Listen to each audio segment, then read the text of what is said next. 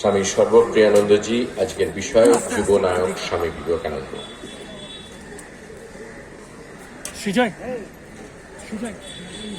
ওম নমঃ শ্রী যতিরাজায় বিবেকানন্দ সূরয়ে সচ্চিৎ সুখ স্বরূপায় স্বামিনে তাপহারিণে। Revered Maharaj, Honorable Justice Shamal Sen, the Chairman of the Vivekananda Vidya Mandir, the organizers of the Vivek Mela, devotees and dear friends. It is a privilege to be here today. The reason being, as was just said, Swami Shivamanandaji Maharaj, who is the spirit behind this entire organization. Uni amader moddhe ajke nei sosharire, but when he was here, he would encourage this Vivek Mela, and he wrote to me. I was in New York. Uni amake bollen tumi obosshoi online thakbe, amra online sob byabostha korbo, and you should be present here. And of course I was present there. Ami sei shesh dekhchi Maharaj ke online. ওর মহারাজকে আর তারপরে দেখার সুযোগ হয়নি। মহারাজের তো কোভিডের শরীর চলে গেল, আর এইখানে উনি বসেছিলেন এই সোফাতে, আমি দেখেছি তাকে। So that's the story. আর মহারাজের স্মৃতি আমাদের মধ্যে সবসময় আছে। বিবেক মেলা যারা কর্তৃপক্ষ, I am grateful to them for inviting me আজকে সন্ধ্যেবেলা এখানে। The subject I want to speak to you about is Swami Vivekananda. আমরা যে ইউথ ডে করলাম এই সবে 12 জানুয়ারি, উনি যুগনায়ক, এই বিষয়ে কয়েকটি কথা। In the context of America, পাশ্চাত্যে যেখানে আমি আছি, and of course in the context of India, Swami Vivekananda will forever be the icon of the youth. ভেবে দেখুন, আমরা বিবেকানন্দকে কিভাবে দেখি? আমরা স্বামীজিকে এইভাবে দেখি। This is the picture that will always remain with us. বৃদ্ধ বিবেকানন্দ, 80 বছরের বিবেকানন্দ কেউ দেখেনি, কেউ দেখবেন আমরা ভাবতেই পারি না। He used to say, I won't live to see 40, and he passed at the age of 39, 4th July 1902, এই বেলুড় মঠে মহাসমাধি। While we lost him, কিন্তু তার জন্য হলো কি, চিরকালের জন্য, এখন শত শত বছরের জন্য, he will remain in our memory as this Vivekananda, the icon for the youth. তাই জন্যই ন্যাশনাল ইউথ ডে 12 জানুয়ারি করা হয়েছে ওনার জন্মদিনে। স্বামীজি কি করলেন? He embodies the idealism and the dynamism of youth. ওনার যে the contribution to the east and the west, এটা অবাক হয়ে যায়। আমার তো মনে হয় as the centuries, decades and centuries roll on, Swamiji's contemporary jara ছিলেন, they will fade into the pages of history, but Swamiji will stand taller and taller. As we go on, এই 21st century আরো 100 বছর এগিয়ে যাবে, যখন আমরা ফিরে তাকাবো তখনকার প্রজন্ম 20th centuryর মানুষ ইতিহাসে 200 বছর আগেকার ইতিহাস হয়ে যাবে, কিন্তু তার মধ্যে tallest figure will be Vivekananda. এটা আমার যত দিন যাচ্ছে আমরা বুঝতে পারছি। উনি 10টি বছরের মধ্যে যা করার করে চলে গেছেন। In 10 years his work was done. কি করলেন? First of all, he built a bridge from the east to the west. Second, he awakened his motherland, India. এই দুদিক, পাশ্চাত্যে তার কাজ আর এখানে তার কাজ। Tremendous, Olympian বলা যেতে পারে তার effort and the work and what he has achieved.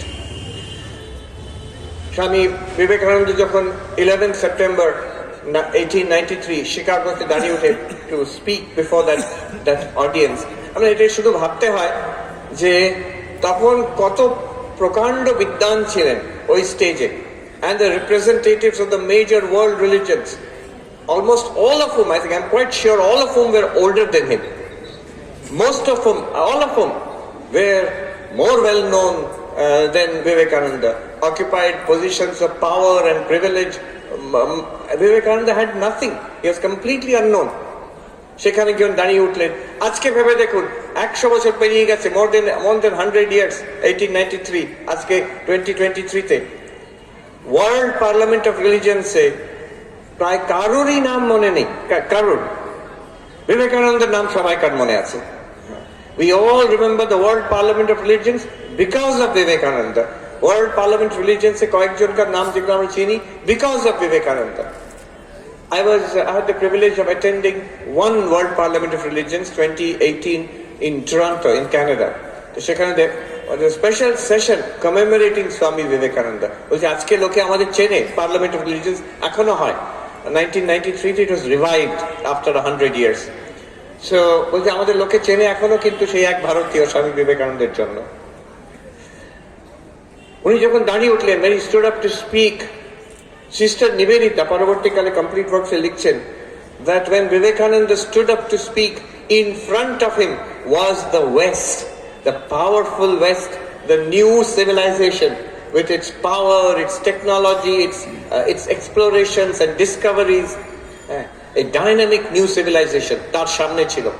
তখন তো এটা ইউনিভার্সাল এক্সপোজিশন, ওটা একটা বিরাট বড় এক্সিবিশন চলছিল। তার মধ্যে parliament of religions was one activity, কিন্তু সেখানে টেকনোলজিক্যাল, হিস্টোরিক্যাল, জিওগ্রাফিক্যাল এক্সপ্লোরেশন সব দেখানো হচ্ছিল। সেখানে ছিলেন টেসলা, নিকোলা টেসলা, দি সায়েন্টিস্ট। সেখানে ছিলেন টমাস আলভা এডিসন, দি সায়েন্টিস্ট। তখনকার দিনের লেটেস্ট টেকনোলজি সেটা ছিল ইলেকট্রিসিটি, তো সেটার ডেমনস্ট্রেশন দিচ্ছেন। এইসব চলছিল, এটা স্বামীজির সামনে। Sister Nivedita rights, behind Vivekananda lay a civilization, this patient development of its culture and spirituality over 5,000 years. And when Vivekananda stood up to speak, the West or Shamne, East behind him, the East and the West met in Vivekananda. A meeting it is very crucial. He was the first global citizen, Vivekananda. Ajke tari modele, he set the precedent, the first cosmopolitan. আমরা সেই তারই মডেলে আজকে কত এরকম সারা পৃথিবীময় they have become citizens of the world. শুধু তাই নয়, সিস্টার নিবেদিতা লিখছেন, in Vivekananda, when Vivekananda stood up to speak, not only East and West met, but also the past and the future. মানব জাতির সমগ্র ইতিহাস, spiritual development particularly, it was as if accumulated in Vivekananda and given. And Vivekananda was not only representative of the past, he was looking to the future. Vivekananda takiye দাঁড়িয়ে আছেন, rooted in India's past, but where is he looking? He's looking into the future. He's looking at us. উনি একটা এমন জগৎ তৈরি করে দিয়ে যাচ্ছেন যেটা আমাদের জন্য। Swami Vivekananda, he traveled length and breadth of the United States তখনকার দিনে, preaching Vedanta, the thought of India. এমন এমন জিনিস বললেন ওখানে যেগুলো ওরা আগে জানতোই না, সিরিয়াসলি ওরা ভাবতেই পারতো না। বেদান্তের কিছু ওখানে প্রচার ছিল, দি আমেরিকান ট্রান্সেন্ডেন্টালিস্ট, এমারসন ইত্যাদি। রালফ ওয়ালডো এমারসন, বিখ্যাত আমেরিকান দার্শনিক, এসেইস্ট, রাইটার। কিন্তু এত রেজিস্ট্যান্স ছিল সেখানে, আর এক রকমের গোঁড়ামি এখনো আছে টু সাম এক্সটেন্ট। তখন ছিল, এমারসন খুব পড়েছেন, গীতা পড়েছেন, উপনিষদ পড়েছেন। তিনি হার্ভার্ড ইউনিভার্সিটিতে বক্তৃতা দিলেন একটা নিউ রিলিজিয়াস আইডিয়াল নিয়ে, তার মধ্যে বেদান্তের অনেক কথা ঢোকালেন। তার রেজাল্ট কি হলো? হি ওয়াজ ব্যান্ড ফ্রম হার্ভার্ড ইউনিভার্সিটি। আগামী 30 বছর তাকে ঢুকতে দেয়নি তাকে। Over time of course Emerson became the greatest philosopher of America, most well known person. Harvard আবার তাকে ফিরিয়ে আনলো। এখন হার্ভার্ডের ফিলোসফি ডিপার্টমেন্ট, পুরো বিল্ডিংটার নাম হচ্ছে এমারসন বিল্ডিং, ওটা এমারসনের স্ট্যাচু আছে ওখানে। But Vivekananda was the first authentic teacher and practitioner of Vedanta to set foot on American soil. আর তিনি বেদান্তের প্রচার করলেন সেখানে, the message of harmony. একটা মত যদি ঠিক হয় বাকি সবাইকে ভুল হতে হবে তা নয়। এটা ভারতবর্ষে আমরা জানি, বিশ্বাস করুন আজ অব্দি পৃথিবীতে জানে না এটা। আমেরিকার মতন জায়গায় এত উদার, এত শক্তিশালী, এত মডার্ন সবকিছু ব্যাপারে, ধর্মের ব্যাপারে এখনো কিন্তু একটা সংকীর্ণতা রয়ে গেছে। যদি আমি একটা ধর্ম ঠিক মনে করি, আমি এটাও মনে করি বাকি সবাই ভুল। 2018 ওয়ার্ল্ড পার্লামেন্ট অফ রিলিজিয়ন্সে একজন খ্রিস্টান ইভ্যাঞ্জেলিস্ট, ওরা সাধারণত এই পার্লামেন্ট জাতীয় জিনিসে আসে না, তারা খুব গোঁড়া হয়, তিনি এসেছিলেন, আমরা সব শুনতে গেলাম ওনার বক্তৃতা। তো উনি বললেন, এক্সাম্পল, আমি একটা নমুনা দিচ্ছি কেমন গোঁড়ামি এখনো আছে আমেরিকাতে। তো তিনি বক্তৃতায় বললেন, আমাদের উদ্দেশ্য কি? যীশু খ্রিস্ট যেমন ভাবে আমাদের শিখিয়ে গেছেন তেমন জীবন যাপন করব আমরা, নাম্বার 1। নাম্বার 2, বাকি সবাই আপনারা যে ভ্রান্ত ভুল, আপনাদের ভুলটা বুঝিয়ে দেওয়া হবে আর আপনাদের আমাদের পথে নিয়ে আসা হবে, এটা দ্বিতীয় উদ্দেশ্য। আমি তাকে প্রশ্ন করলাম, হাসছেন, এটা আমাদের ভারতীয়দের কাছে এটা হাসির ব্যাপার। তো আমি তাকে প্রশ্ন করলাম, ভাই প্রথম কথা যেটা বললে আমি তোমাকে নমস্কার করি, ডেফিনেটলি যিশু যেমন ভাবে শিখিয়ে গেছেন তেমন ভাবে জীবন যাপন করা কি সুন্দর কথা। কিন্তু দ্বিতীয়টা যেটা বললে যে অন্য সবাই ভুল আর তাকে সবাইকে তাদের ভুল বোঝাতে হবে আর আমার পথে তাদের নিয়ে আসতে হবে, এটা কি জরুরি দরকার? তো তিনি একটু মাথা চুলকে বললেন, না, আমাদের তো এরকমই শেখানো হয়। তো এইরকম, this is the kind of narrowness. ওখানে দুরকম আছে, অতি উদার, ভেরি লিবারেল, কিন্তু তারা ওই রিলিজিয়ান স্পিরিচুয়ালিটি নিয়ে ঘাটাঘাটি করে না, ওরা হচ্ছে অবিশ্বাসী। উদার হলে অবিশ্বাসী, আর বিশ্বাসী হলে গোঁড়া। আমি বিশ্বাসী হব অথচ উদার হব, এই ব্যাপারটা এখনো স্বামী বিবেকানন্দ বলছেন আমাদের কেমন মানুষ চাই, যে আকাশের মতন প্রসারিত, লিবারাল, ওপেন, উদার, আকাশের মতন, সমুদ্রের মতন গভীর, দুটো একসঙ্গে থাকবে, গভীরতা, sincerity, depth and liberality, openness.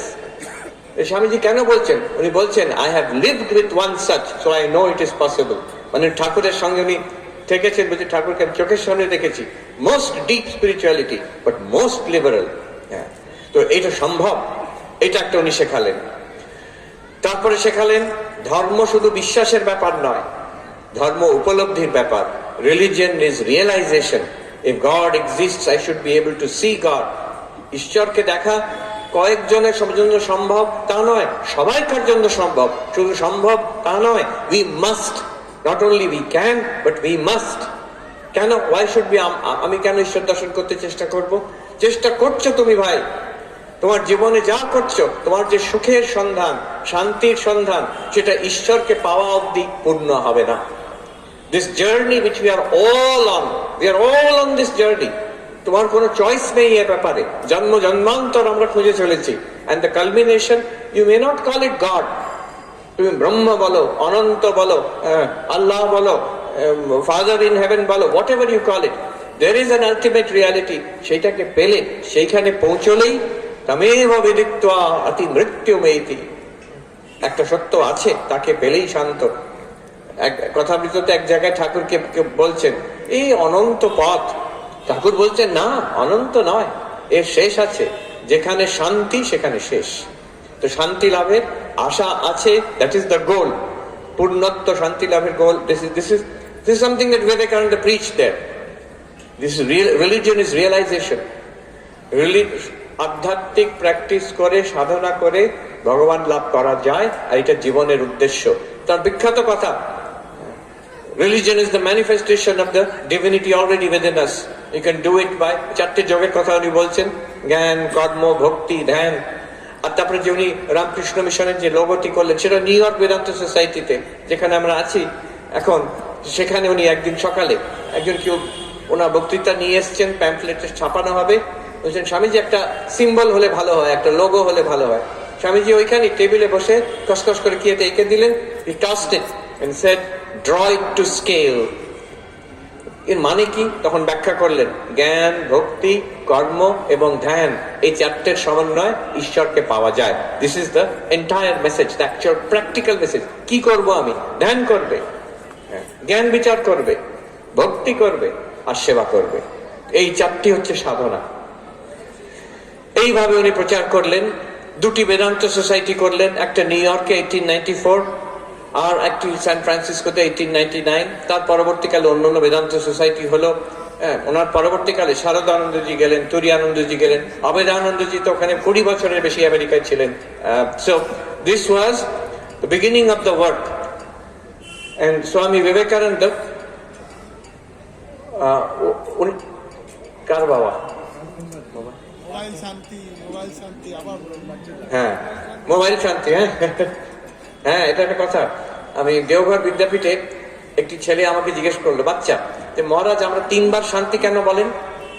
ওম শান্তি শান্তি শান্তি। আমি বললাম, আমাদের তো এই যেরকম আধ্যাত্মিক, আদি দৈবিক, আদি ভৌতিক 3 রকম দুঃখ আছে, এই 3 রকম দুঃখ যাতে শান্ত হয় তাই জন্য বলি। তখন বাচ্চাটি এত দুষ্টু, সে বলছে 4র্থ শান্তি দরকার, 4 বার বলতে হবে। কেন? মোবাইল শান্তি।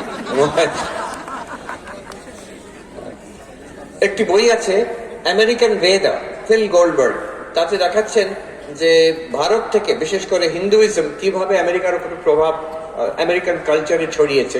উনি আরম্ভ করছেন বিবেকানন্দ থেকে, তারপরে পরবর্তীকালে দেখাচ্ছেন কিভাবে অন্যরাও এলেন। এই কলকাতা থেকে পরমহংস যোগানন্দ গেলেন, সেলফ রিয়েলাইজেশন ফেলোশিপ, এখনো খুব বিরাট আশ্রম লস এঞ্জেলেসে আছে। তারপরে আরো অনেকে, প্রভুপাদ গেলেন, ইসকন স্থাপনা করলেন ওই নিউ ইয়র্কে। মহর্ষি মহেশ যোগী, ট্রান্সেন্ডেন্টাল মেডিটেশন মুভমেন্ট। তারপরে যারা ওই হঠযোগ শেখালেন, কৃষ্ণামাচার্য, বিকে সায়েঙ্গার, পট্টাপি জয়েস, একের পর এক ইন্ডিয়ার থেকে বিভিন্ন জায়গায় গিয়ে পারভেডেড অ্যাক্রস আমেরিকান কালচার। বিশেষ করে হঠযোগ, যেটা জ্ঞানযোগ অত বেদান্ত লোকে চেনে না, কিন্তু ফিজিক্যাল যোগা এটা খুব পপুলার। নিউ ইয়র্কে পাড়ায় পাড়ায় ওখানে যোগের স্কুলকে ওরা স্টুডিও বলে, যোগা স্টুডিওস আছে across the United states, across new York. এতই কমন ওখানে যোগা, সবাই শব্দটা জানে। একবার একটা স্কুলে গেছি, আমাকে ওখানে হিন্দুইজম নিয়ে বলেছে, বাচ্চারা বসে আছে। আমি বলার পরে যখন যোগা বললাম, তখন একটি বাচ্চা দাঁড়িয়ে উঠে বলল, oh you have yoga in India too? আপনার ভারতবর্ষেও যোগ আছে নাকি? ও জানেই না যে এখান থেকে গেছে বলে। তো এই ওয়াল স্ট্রিট জার্নাল একটি আর্টিকেল বেরিয়েছিল, the man who bought yoga to the West, বিবেকানন্দের বিষয়, 10 বছর আগে বেরিয়েছিল। So he influence scientist. Tesla, তার সঙ্গে তার বক্তৃতা শুনতে নিজের প্যাভিলিয়ন বন্ধ করে সে দাঁড়িয়ে থাকতেন। স্বামীজি বলতেন, পেছন দিকে দাঁড়িয়ে থাকতেন, স্বামীজির বক্তৃতা হয়ে যাওয়ার পরে চলে যেতেন। পরবর্তীকালে স্বামীজির সঙ্গে কথাও হয়েছে, স্বামীজি আলোচনা করেছেন Sankhya, cosmology and modern physics, এই নিয়ে আলোচনা করেছেন। চিঠি পত্র বিনিময় হয়েছে, সেই চিঠি এখনো উপলব্ধ, যে টেসলা চিঠি আর স্বামী বিবেকানন্দের চিঠি। তারপরে উনি উইলিয়াম জেমস, আরো আমেরিকান মনীষী, তখন তাদের সঙ্গে দেখা হয়েছে, কত কত লোককে ইনফ্লুয়েন্স করেছে। আজ অব্দি আমরা তার বিভিন্ন জায়গায় we are finding the evidence of that. আমি নিজে বস্টনে একবার, বস্টন কলেজে একটি ভিয়েতনামিজ ছেলে, সে রিসার্চ করছিল on the philosophy of work in the 20th 21st century। তারপরে আমাকে বলে, আপনার সঙ্গে একবার আমি আলোচনা করতে পারি? We met at the Harvard Divinity School, একটা মিটিং রুমে বসে আলোচনা করলাম। সেই ছেলেটি আমাকে বলল, ও স্বামীজির নামই শোনেনি কখনো, কিন্তু রিসার্চ করতে করতে পেল যে many of the ideas in the philosophy of work, আজকের আমেরিকান কর্পোরেট কালচারে অনেক কিছু উন্নত ধারণা, সার্ভেন্ট লিডারশিপ, স্পিরিচুয়ালাইজেশন অফ ওয়ার্ক, এই জিনিসগুলো এসছে বলে খুঁজে ফিজে দেখলাম সোর্স হচ্ছে ওয়ান ইন্ডিয়ান ভিজিটর, যিনি এসেছিলেন last decade of the 19th century to the source of America, Swami Vivekananda. তো এখন পুরো বিবেকানন্দকে নিয়ে রিসার্চ করছে এইরকম। তারপরে তো স্বামী বিবেকানন্দ ফিরে এলেন। আরো কত কি আছে আমেরিকার বিষয় বলার বিষয়, যেমন কালচারে, ইন রাইটার্স, পোয়েটস, জে.ডি. স্যালিঞ্জার, আমেরিকার হয়তো one of the most beloved novelist, catcher in the right বই লিখেছেন, আরো অন্যান্য বই লিখেছেন। তিনি ছিলেন very heavily influenced by Vedanta. He was a disciple of Swami Nikhilanandaji. তার বইতে আমেরিকার বিখ্যাত সব নভেল, ফ্র্যানি অ্যান্ড জুই, তার মধ্যে এইসব ভাষা আছে, কর্মযোগ, রাজযোগ, এইসব ভাষা আছে।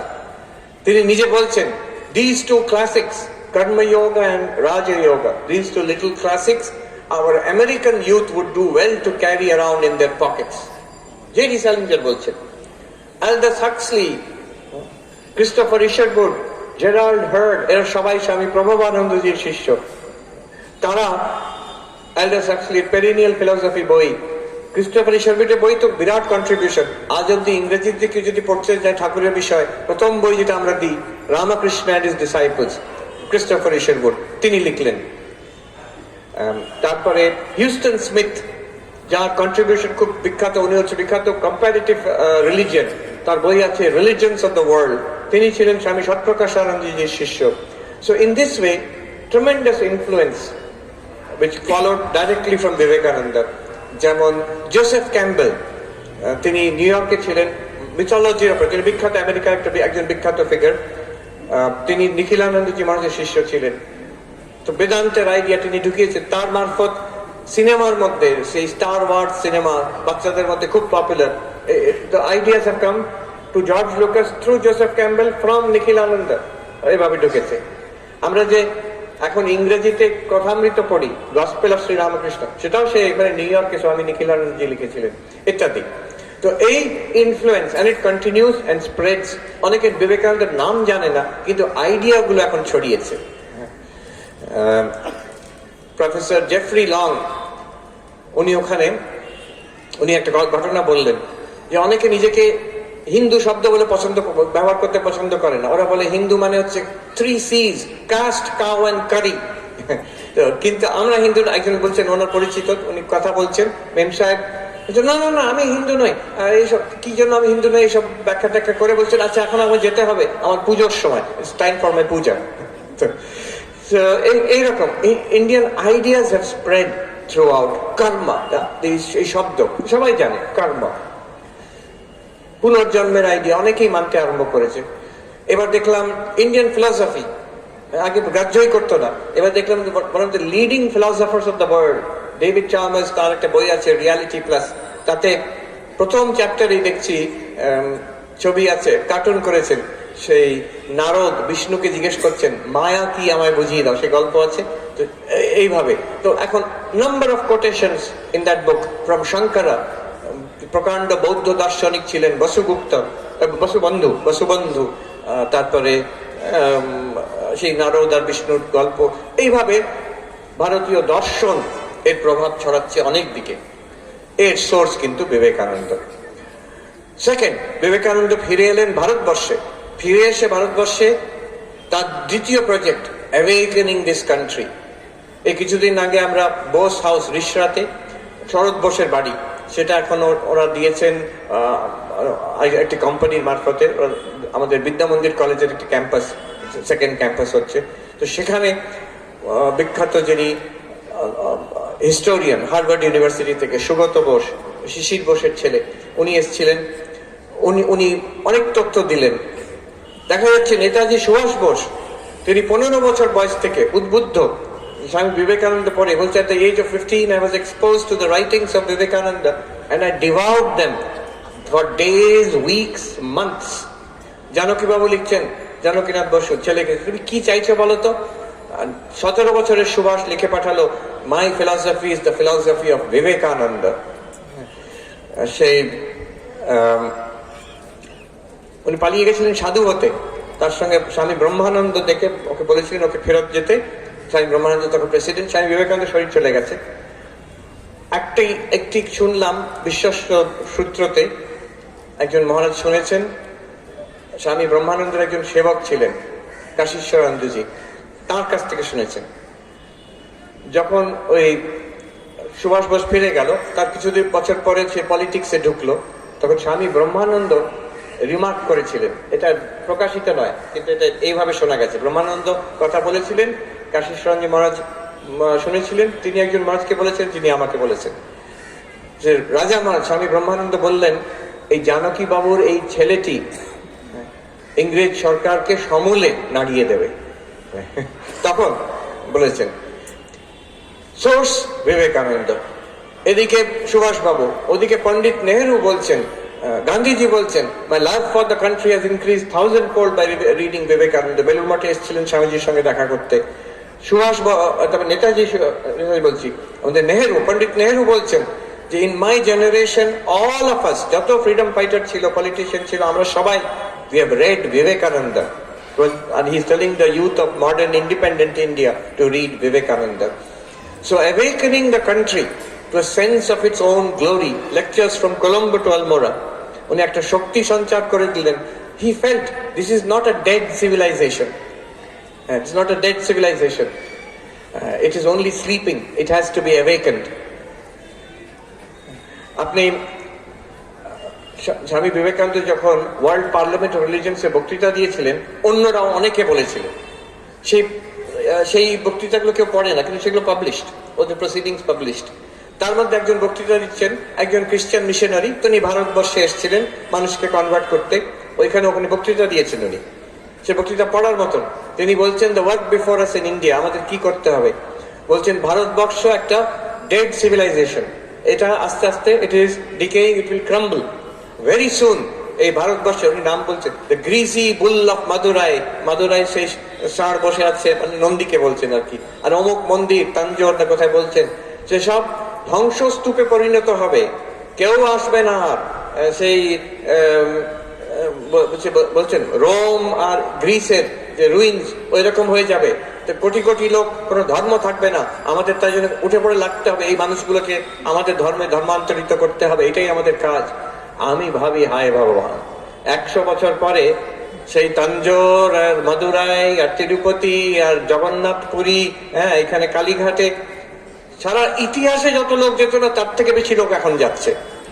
আর তোমাদের চার্চগুলো এখন ফাঁকা পড়ে আছে, বিক্রি হয়ে যাচ্ছে। অ্যামেজিং, ইতিহাস এইরকম একটা চেঞ্জ করবে। তিনি যা দেখেছেন, সেই খ্রিস্টান ফাদার তাই বললেন, তিনি দেখেছেন, তার মতে এই civilisation is dead. Vivekananda saw that it's a sleeping civilization, এটাকে জাগাতে হবে। The giant is awakening again. তার দূরদৃষ্টিতে দেখছেন, তখন একটা পরাধীন দেশ, খেতে পায় না, অশিক্ষিত, জাতপাতে বিভক্ত, হ্যাঁ, আর নারীদের দুরবস্থা, তখন শিক্ষাহীন, কোনো তাদের অধিকার নেই। সেইখান থেকে the two great causes of the fall of India are the oppression of the masses and the neglect of the women. মাস্টার্সকে কি করে জাগানো যায়, আর নারী জাতিকে কি করে সমান স্তর, ফ্রিডম এন্ড ইকুয়ালিটি দেওয়া যায়। This struggle, this fire he lit. ওনার কাছে একত্ব, এক ব্রহ্মই এই রূপে দেখা দিচ্ছে। কেউ প্রশ্ন করতে পারে, এই সমাজ সেবা করা আর সোশ্যাল রিফর্ম আর ওদিকে বেদান্ত কি, what is the connection? This is the connection, যে this is the same reality, Brahman, এক চৈতন্য এই রূপে কষ্ট পাচ্ছে, তাকে তার নিজের the greatness has to be manifested. This is Vedanta, practical Vedanta. নাহলে কেন জাহাজে যাচ্ছে একজন পার্সি বিজনেসম্যান টাটা, একজন হিন্দু সন্ন্যাসী বিবেকানন্দ আমেরিকায় যাচ্ছে জাহাজে, তিনি বিজনেসের জন্য যাচ্ছেন, ইনি বেদান্ত প্রচারের জন্য যাচ্ছেন। দুজনের কি কথা হচ্ছে? The future economic and scientific development of India. Swamiji বলেছেন একটা রিসার্চ ইনস্টিটিউট করতে, টাটা পরবর্তীকালে করলেন। তাতে নিবেদিতা অনেক স্ট্রাগল করেছিলেন, ফাইনালি হলো, যেটা টাটা ইনস্টিটিউট, এখন institute of Indian science, Indian institute of science. তো এই this was the discussion between Vivekananda and tata. একজন হিন্দু সন্ন্যাসী, একজন পার্সি বিজনেসম্যান, বিশেষ করে একজন সন্ন্যাসী, তার সঙ্গে সায়েন্সের কি সম্পর্ক? তো উনি কিন্তু he did not see that they are all different. This is একটাই জীবন আছে, একটাই রিয়ালিটি আছে, and this is a spiritual reality. Sister Nivedita লিখছেন, henceforth no division between sacred and secular. To work, to labor is to pray. To have and hold is as stern a trust as to quit and renounce. উনি বলছেন, this is what makes Vivekananda the great preacher of karma, as expressing jnana and bhakti, not as divorced from jnana and bhakti. যে আগেকার কি ধারণা ছিল, কর্ম ত্যাগ করে আমি সন্ন্যাসী হব, এবার কেউ ভক্তিতে, কেউ জ্ঞান মার্গে এগোবে। স্বামী বিবেকানন্দ কি বললেন, যে তোমার জ্ঞান আর ভক্তির যে প্রকাশ, সেটা কর্মের মাধ্যমে হবে। It must be reflected in your life, it must be reflected in your society. একজন মহাত্মা, অতি সুন্দর বিরাট মহাত্মা জীবন মুক্ত হলেন, খুব সুন্দর কথা, কিন্তু তার চারিপাশে যে সমাজ, সেটা যদি বিভৎস হয়, কিছু না একটা কিছু গোলমাল আছে সেখানে। নেতাজি সুভাষ বোস বলছেন, এখানে কলকাতার বাড়িতে, বলছেন জানলার বাইরে একটি ভিখারি মহিলা বৃদ্ধা পড়ে আছেন। নেতাজি লিখছেন, I felt like a criminal, I felt like a criminal. সে এত কষ্ট কেন পাচ্ছে? বলছে, তারপর লিখছেন, হোয়াট ইউজ ইজ যোগা, এতে যোগ, জ্ঞান, ভক্তি কি লাভ, যে ওখানে বসে কষ্ট পাচ্ছে, ওকে সাহায্য করতে পারে না। স্বামী বিবেকানন্দ বলছেন, I don't believe in a religion which promises heaven after death but cannot lift a piece of bread to a starving person's lips, cannot wipe the tears of a widow. একটা বিধবার চোখের জল মুছতে পারে না, একটা বুভুক্ষুকে একটু রুটি মুখে তুলে দিতে পারে না, আর বলে স্বর্গে যাবে মৃত্যুর পরে, এরম ধর্মে আমি বিশ্বাস করি না। উনি কিন্তু he is not saying that he is জড়বাদী হয়ে গেছেন, সেকুলার হয়ে গেছেন, না। This is spirituality, this is all inclusive spirituality. তোমার ব্রহ্মজ্ঞান হবে, আর সমাজের মানুষের একটা টোটাল সামগ্রিক উন্নতি হবে। The whole thing is spiritual. আত্মনো মোক্ষার্থম জগৎ হিতায় চ। নিজের মুক্তি এবং জগতের বিশ্ব ব্রহ্মাণ্ডের কল্যাণ সাধনা, এই সাধনা, এই লক্ষ্য। So these two things which Swami Vivekananda strove for and achieved, আজকে আমরা দেখছি তার ফল দেখছি। আজকে আমরা 100 বছর পরে, more than 100 years later, look at India now, look at the spread of spirituality. অনেকে ভাবে